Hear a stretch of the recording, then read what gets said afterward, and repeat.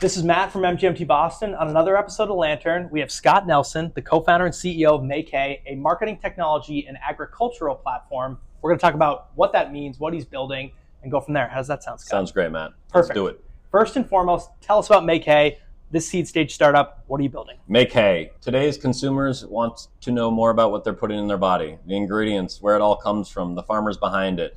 That is no longer a nice to have. It is table stakes. Consumers want to know more about their food. Absolutely. Period. On the other side, you have brands, CPGs, fast food restaurants, food retailers, etc., trying to figure out how to tell those stories because they know that their consumers want that information. They want to know more about what they're putting into their bodies. So you have now on the brand side, all of them trying to figure out solutions to how do I give my consumer more knowledge, that data and information that they want. Yeah.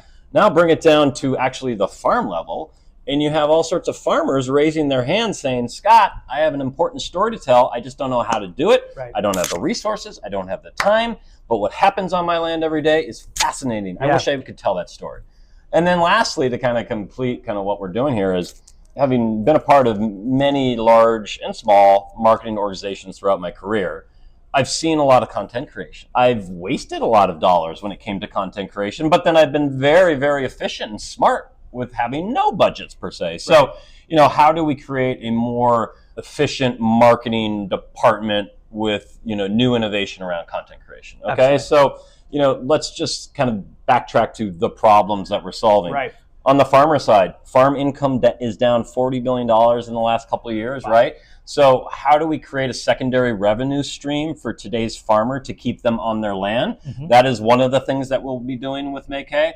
And then on the other side, like I said, how do we create more efficiencies across marketing departments at big brands, small brands, et cetera? Yeah, I think there's a good marketplace component as well as Correct, solving quite a large problem. So there's a lot to tackle from the inception of the startup to today and even looking into 2025. What are some of the things you're focused on as we turn the page to next year? 2024, we were backed by Purdue University and High Alpha Innovation. We started with building the right MVP. So we built it with the farmers by the farmers, right? So we really dug into, if we're going to build something that requires a farmer to use, we better get their input, because if they're not on it, no one's going to sign up for this thing and subscribe to it as a brand. So we really kind of went hard at finding the right producers to help us build this platform. We then went over to the brand side and got a bunch of different folks and companies piloting this software.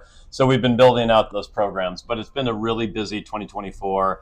We have paying customers. Amazing. We're gaining lots of traction, lots of scale, et cetera. As I look at 2025, the first kind of Q1, Q2, it's really about nailing these pilots. We want to make sure that we're getting as much input, analytics, data, and just feedback from our pilot partners, because we need to be building something that they want and that they will use on an ongoing basis as a subscription platform, right? So it's really about, for us, is nailing these pilots, learning as much as we can, and then bringing on more and more partners. Absolutely. Now, you've learned a lot building companies, building marketing teams, whether that's at Converse, at Panera. What are some of those learnings that you would pass back to aspiring founders, people building companies today, or even up-and-coming operators who want to grow their career? For the first one, as we start to think about the startup side of it, and less the larger companies, really, are you solving a problem that the world has? Does the world really need this thing that you think you're building, right? And so that just takes lots of conversations. That takes data. That takes analytics. That just takes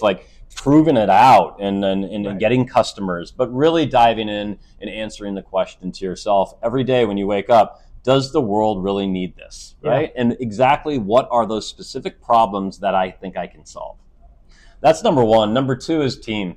It's all about the team. Teamwork makes the dream work. That's a thing, right? It's important, but I've learned it, and it's real, not only on the big brand side, but in the startup space.